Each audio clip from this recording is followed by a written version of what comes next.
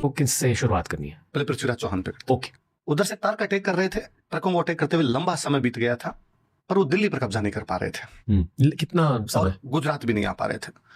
आप देख लो, उनको अटैक करते हुए 500 बरस हो गए थे। 500 साल से अटैक कर रहे थे। 712 ईस्वी में मोहम्मद बिन कासिम ने सिंध पर कब्जा किया था।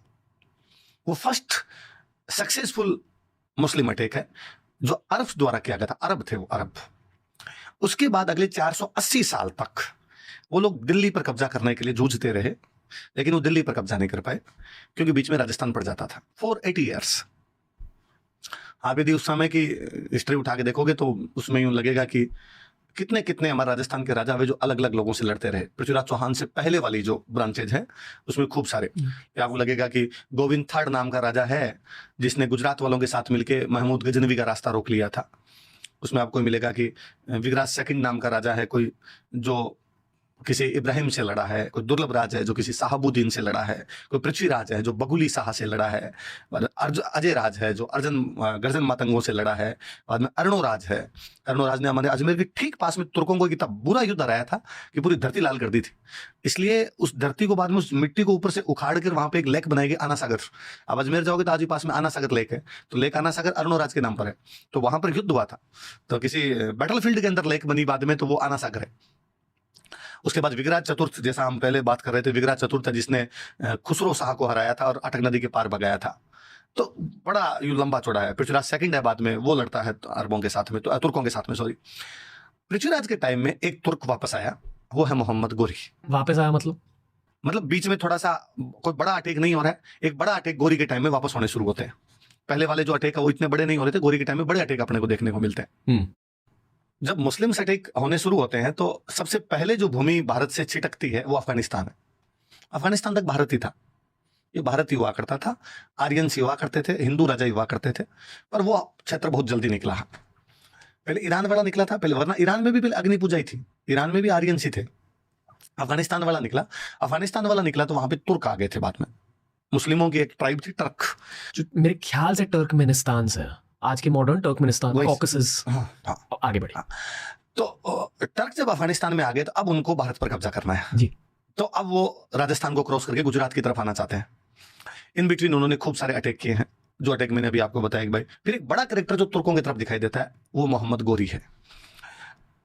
अफगानिस्तान में गोर एक क्षेत्र का नाम है, गोर का होने की वजह से वो गोरी कहलाता है, मोहम्मद इसका नाम है। वो गुजरात पर कब्जा करना चाहता है।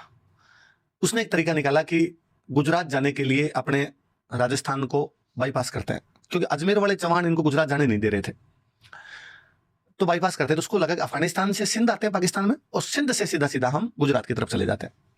उन दिनों गुजरात में जो राजा राज कर रहा है उसकी उम्र बहुत छोटी है। मूलराज सेकंड राजा है चालुक्य डायनेस्टी का, बहुत कम उम्र का है। उसकी माँ राज संभाल रही थी, उसकी माँ का नाम था नायिका देवी। तो गोरी को यह भी लगता है कि एक महिला राजा है गुजरात की, तो इजीली कब्जा करने में सक्सेस हो जाएंगे, तो गोरी सिंध की तरफ से बढ़ता है। नायिका देवी बड़ी बहादुर महिला है, पता नहीं क्यों भारतीय इतिहास उस महिला को वो दर्जा नहीं दे पाया जिसकी वो हकदार थी। उसके कई क्रेडिट ड्यू पड़े हैं अपने ऊपर।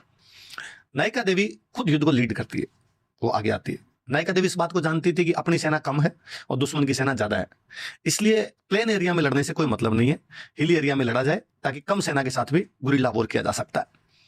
आबू के पास में गांव पड़ता है काइंद्रा। 1178 बैटल ऑफ काइंद्रा। नायिका देवी गुजरात से रवाना होकर काइंद्रा आती है ताकि गोरी को वहीं रोक सके, गुजरात में आने ना दे। नायिका देवी इस बात को भी जानती है कि यूनिटी बड़ी चीज है, तो क्यों ना राजस्थान के आसपास के राजाओं को इकट्ठा किया जाए। गुजरात के टच करते हुए राजस्थान के 3 बड़े राजा उन दिनों थे। नाडोल का राजा कैलन चौहान, जालोर का राजा है कीर्तिपाल सोनग्रा, और आबू का राजा धारावर्ष परमार। उन तीनों को इन्वाइट करती है कि आप मेरा साथ देने के लिए, और वो तीनों जाते हैं। उस युद्ध में गोरी को इतना बुरी तरीके से हराया जाता है 1178 में कि गोरी दोबारा उस रास्ते से कभी आया ही नहीं। हल्के से पॉज करता है, इस युद्ध की विजुअलाइजेशन आप दे दीजिए। विजुअलाइज ये करना है इस युद्ध में कि एक तो आज भी गोरी को भारत में इसलिए याद किया जाता है कि उसने 1192 में त्राइन के सेकंड बैटल में पृथ्वीराज चौहान को हराने के बाद दिल्ली पर कब्जा कर लिया। हम इस बात पर क्यों बात नहीं करते कि वही गोरी उस बैटल ऑफ त्राइन से 13 साल पहले बैटल ऑफ काइंद्रा में बुरी तरीके से हार के गया था। दूसरा, हम एक महिला का योगदान नहीं बता पा रहे हैं, जबकि बताया जाना चाहिए कि नायिका देवी कितनी बड़ी लीडर भी है। तीसरा, अक्सर जो भारतीय राजाओं के बारे में ऐसा कहा जाता है कि वो आपस में मिलकर नहीं लड़ते थे, तो जब गुजरात के चालुक्य, राजस्थान के चौहान, राजस्थान के परमार मिलकर लड़ रहे हैं, इसका मतलब यूनिटी बनती थी उन लोगों के अंदर और उन्होंने मिलकर युद्ध लड़ा है। इसका मतलब वो जानते थे कि संकट जब आए तो आपस में मिलजुल के युद्ध कर लेना चाहिए।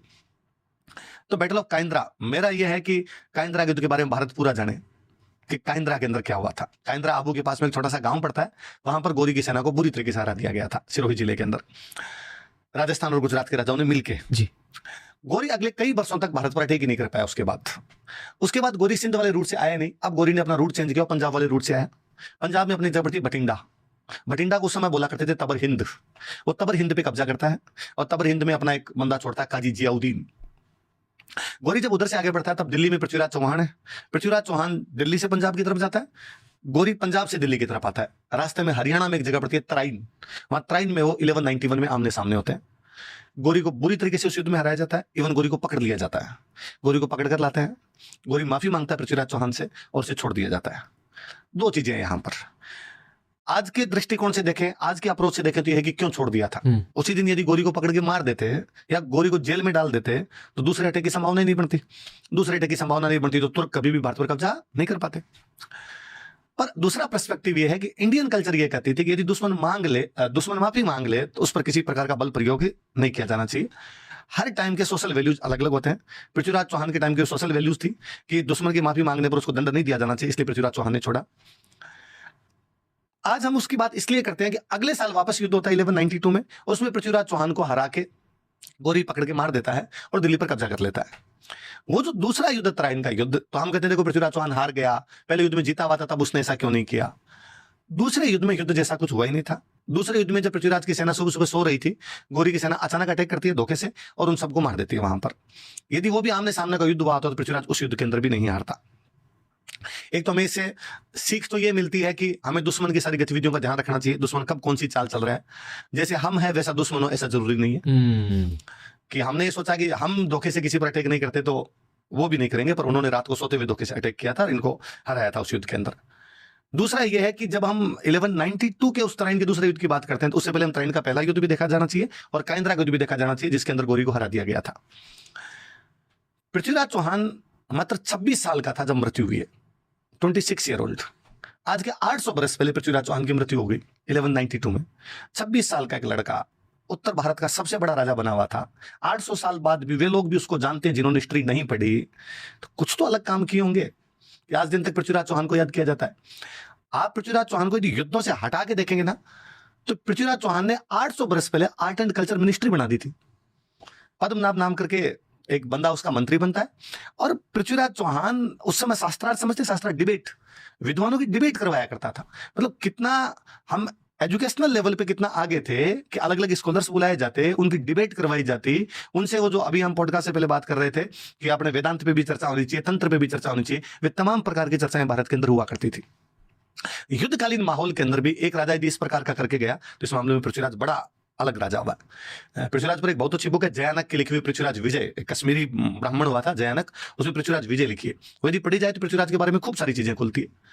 भारत के इतिहास की विडंबना यह है कि पृथ्वीराज को एक दूसरी किताब से याद किया गया। चंद्रबरदाई की एक किताब है पृथ्वीराज रासो, उसके आधार पर याद किया है। पृथ्वीराज रासो बहुत बाद की किताब है और पृथ्वीराज रासो की ज्यादातर बातें सही नहीं है। उस पृथ्वीराज रासो के आधार पर एक आदमी को भारत में विलेन घोषित कर दिया गया, जयचंद। आज भी भारत में गद्दार का पर्याय जयचंद को बताया जाता है, जबकि जयचंद बहुत बड़े राजा हुए, बड़े धर्मपरायण राजा हुए और जयचंद किसी प्रकार से गद्दार नहीं थे।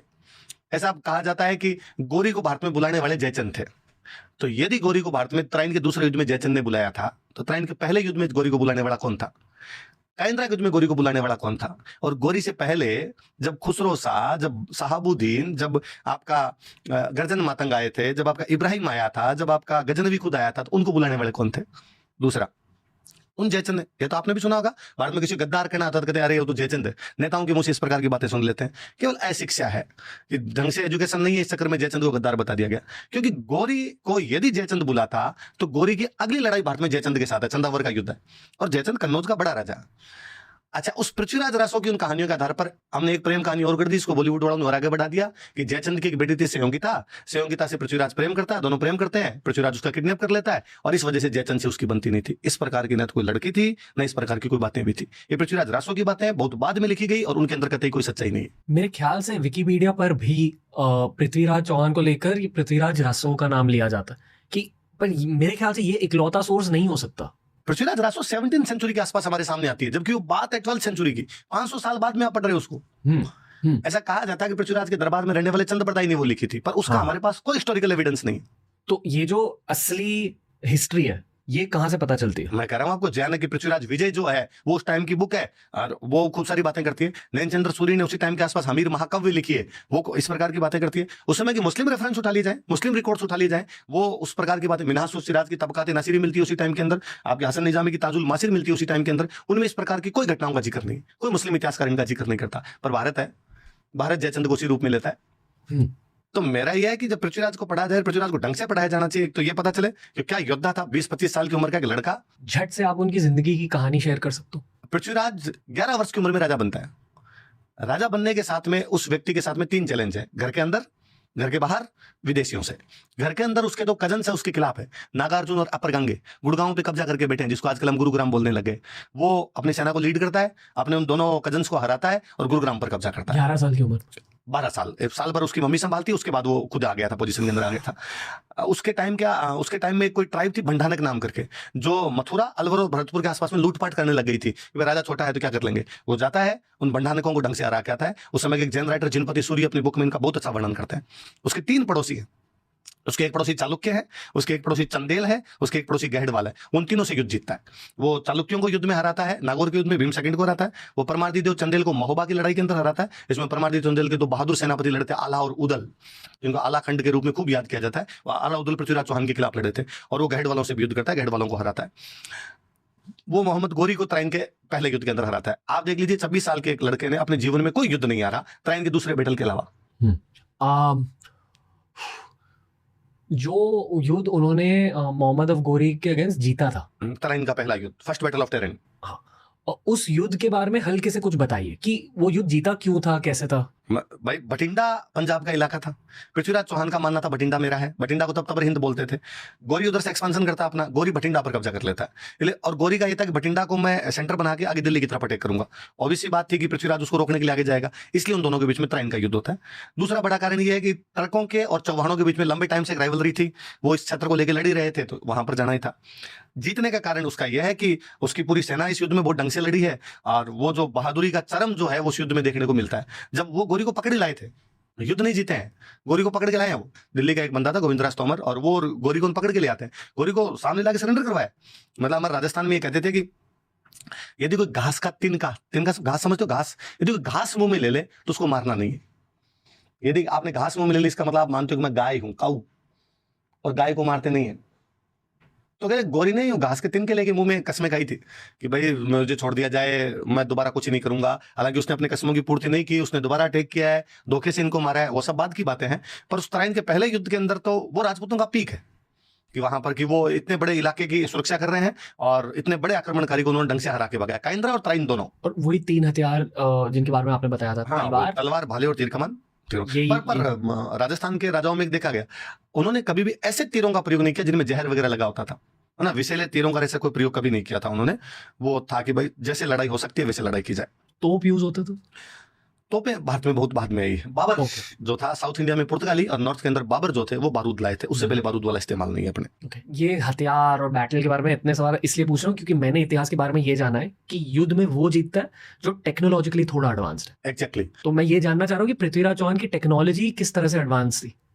उस टाइम तक ये तोपें वाली दोनों तरफ ही नहीं थी। तीखी तलवारें? हाँ, तीखी तलवारें थी। हालांकि इवन हम जब पृथ्वीराज की हार के कारणों का इवोल्यूशन करते हैं तब हम कहते हैं कि इन लोगों के पास में भारी हथियार थे, थोड़े हेवी वेपन्स थे। टर्क्स नहीं, राजपूतों के पास में, जबकि टर्क्स के पास में जो थे वो लाइटर वेपन्स थे, इसलिए उनकी जीत का एक फैक्टर वो रहा। पर मुझे फिर लगता है कि उन्हीं हेवी वेपन से यदि उनके पास थे भी तो सारे युद्ध जीते थे उन्होंने। आप रात को सोते हुए तो भले हेवी और भले लाइट हो मारोगे, किसी प्रकार से लड़ा जाए। तो ये भी उस पर भी वापस देखे जाने की आवश्यकता है कि उनके कितने हेवी थे, कि हेवी थे तो वो काम आ रहे थे, नहीं आ रहे थे, कितने थे। कई बार कुछ चीजें चल जाती है, उसी रूप में चलती रहती है बाद में। एक बहुत मतलब सिली सवाल पूछना है। ये जो फिल्म आई थी पृथ्वीराज चौहान की जिंदगी पर, जहाँ अक्षय कुमार थे उसमें, राजस्थान में इस फिल्म की चर्चा हुई? नेगेटिव लेके हुई थी राजस्थान में, तो कि भाई जैसा है वैसा दिखा वो। मेरा तो एक सिंपल सा ये मानना है कि पृथ्वीराज ने अपना जीवन ही 26 साल जिया है, अक्षय कुमार 52 से तो ऊपर है। तो आप किसी यंग को तो दिखाओ, आप नकली मूछें लगा के कुछ ही बना लेते हो तो वो कैरेक्टर ही सूट नहीं कर पाता कभी। फिर योद्धा का जो जीवन है वो अलग प्रकार का होता है। आपको बॉलीवुड मसाला ही बनाना होता है, फिर वो सारे आइटम डांस ही जब दिखाने होते हैं तो वो हिस्ट्री बचती नहीं है उस मूवी में। बाद में आपको जो दिखाना होता है वो आप दिखाते हो, फिर वो मनोरंजन की दृष्टि से अच्छी मूवी है। पर राजस्थान और हिस्ट्री जैसा उसमें दिखाने लायक कुछ ही नहीं था। फिर वो अपनी तरफ से चीजें भी जोड़ लेते हैं, पृथ्वीराज रासो वाली बातें ले उड़े वही जोड़ दी उन्होंने। हिस्ट्री पर रिसर्च करके ढंग से मूवी बनाई जाए तो अलग चीज है। मैं मीडिया से ही हूँ, पता है मुझे लगता है कि सिर्फ एनिमे, पता है आपको क्या है? एनिमे एक जापानीज स्टाइल है। कुछ लोग इसे कार्टून मानते हैं, कार्टून नहीं है ये, मतलब आर्ट है, अडल्ट्स के लिए भी है। बहुत गहरी गहरी चीजें बता सकते हो एनिमे के थ्रू। एनिमेशन, हाँ एनिमेशन, ठीक है, जो जापान से निकल के आता है एनिमे, ठीक है। उसी स्टाइल में हमें राजपूत हिस्ट्री दर्शानी चाहिए, वो सही स्टाइल रहेगी। क्यों राजपूत हिस्ट्री? मैं तो कहता हूँ मराठों की, सिखों की, बाकी जो पुराने वॉरियर्स जितने रहे थे, है ना, उन सब की। भाई भारत राजा पोरस के बारे में क्यों बात नहीं करना चाहता? राजा पोरस की हिस्ट्री क्यों ना बताई जाए? हम क्यों ना इस बात को बता पाए कि जब हूणों का आक्रमण हुआ था उसमें गुप्त उनसे कैसे लड़े थे? हम क्यों ना बता पाए कि मिहिर कुल का जब अटैक हुआ था तो मालवा का यशोधर्मन कैसे लड़ा था उनके पास? आप रणवीर भाई इस बात को कभी देखिए, आप होली दिवाली मनाते हैं, होली दिवाली कैसे मनाते हैं? कैसे पता चलता है आपको दिवाली का? भाई एक कैलेंडर है, उसको फॉलो करते हैं। दीपावली यदि आप इधर भी उसी हमारे तरीके से मानते हैं तो दीपावली जिस महीने में आती है उस महीने को हम कहते हैं कार्तिक पूर्णिमा, कार्तिक अमावस्या। होली जब आती है तो हम कहते हैं फाल्गुन पूर्णिमा। रक्षाबंधन आती है हम कहते हैं श्रावण पूर्णिमा। तो जनवरी फरवरी तो यूज नहीं ले रहे हम, कुछ महीनों के नाम दूसरे यूज ले रहे हैं। इसका मतलब कैलेंडर दूसरा है। वो कैलेंडर हमारा विक्रमी कैलेंडर है, राजा विक्रमादित्य परमार के नाम पर वो विक्रमी कैलेंडर है। अंग्रेजों वाले कैलेंडर से 57 ईयर्स आगे, अंग्रेजों वाले कैलेंडर में जो कुछ चल रहा है उसमें 57 जोड़ोगे तो विक्रमी कैलेंडर आएगा। मतलब अंग्रेजों का जब कैलेंडर शुरू हुआ 57 ईयर्स पहले विक्रमादित्य परमार का कैलेंडर आ गया था। कहते विक्रमादित्य ने शकों को हराने के बाद वो कैलेंडर चलाया। इंडियन हिस्ट्री में विक्रमादित्य परमार नहीं पढ़ाया जाता, जिसके नाम पर एक कैलेंडर है जिसको भारत की जनता आज दिन तक फॉलो करती है। आपके आजादी के इतने बरस बीत जाने के बाद, आपके ग्लोबलाइजेशन हो जाने के बाद, आप पे अंग्रेजों का राज रहने के बाद, आप इंग्लिश मीडियम में पढ़ने के बाद, शादी ब्याह आज भी उस विक्रमी कैलेंडर से कर रहे हैं। अपने घर का मुहूर्त आज भी उस विक्रमी कैलेंडर से ले रहे हैं। आप आज भी आप मड़ मास के अंदर चीजें नहीं खरीदते हैं, आज भी आप श्राद्ध मनाते हैं, वो सारे उस कैलेंडर के अनुसार है। जिसने वो चला उसके बारे में कोई चर्चा नहीं। अच्छा, उसी के भाई हुए थे भर्तृहरि। भर्तृहरि इतने मोटे आदमी हुए हैं, इतने मोटे राजा हुए हैं जिन नीति शतक, वैराग्य शतक, श्रृंगार शतक, मतलब नीति की, श्रृंगार की, वैराग्य की सब बातें की है। और इतने बड़े संत हुए बाद में गोपीचंद भर्तृहरि, जिनको भारत में चिरंजीव माना गया। भारत की हिस्ट्री चर्चा तक नहीं करती कि भर्तृहरि कब हुए थे। हम टाइमलाइन ही सेट नहीं करना चाहते। बाद में चिरंजीवी माना गया। चिरंजीव मतलब मरे नहीं, आज दिन तक जिंदा है। हनुमान जी, अश्वत्थामा, गोपीचंद भर्तृहरि, आलाउदल, हमारे जयपुर के बड़े प्रसिद्ध संत दादूदयाल जी महाराज के पहले शिष्य सुंदरदास जी महाराज, उन सब के लिए कहा जाता है कोई चिरंजीव है। आज दिन तक उनकी मृत्यु नहीं हुई है, अभी भी घूम रहे हैं वो। ओके, आगे बढ़ते हैं। पृथ्वीराज चौहान के बारे में फिर से बात करते हैं। अब बताइए, वो जो रात वाली बैटल हुई थी वहां, आपने कहा कि सेकंड बैटल ऑफ टेरेन जो है, सेकंड बैटल ऑफ टेरेन, हाथी डर गए थे क्योंकि रात में आक्रमण हुआ। फिर क्या? सुबह अचानक मतलब अभी तक कुछ लोग उठे भी नहीं हैं, कुछ तो अभी सो ही रहे हैं, और अचानक उनका अटैक हुआ है। तो भाई सोता हुआ लोग तो हथियार उठाएगा करेगा, तब तक तो अगले वाला आपको मार ही देगा। फिर उसमें क्या, जैसे उधर से तीरों की बारिश होने लगी ना, तो हाथियों के भी तो समझ नहीं आया ना, वो भी तो रेस्ट के मोड में थे। तो वो फिर भागे हैं, इधर उधर भागे हैं, तो खूब सारी सेना उनके पैरों के नीचे आई है। तो भाई हाथी एज ए जानवर युद्धों में काम आता था, पर कई बार वो नेगेटिव पड़ जाता था दो रूप में। एक बार तो कई बार अपनी सेना को रौंद दिया करता था, और कई बार इसलिए कि हाथी पर बैठ के जब राजा लड़ता तो दूर से दिखता था कि ये राजा है। तो दुश्मनों ने बाद में वो लगाना शुरू कर दिया था, भाई सबसे पहले अटैक इस पर कर दिया जाए तो हम राजा को यदि गिरा लेंगे तो बाकी वाली सेना को हटने पर मजबूर कर सकते हैं।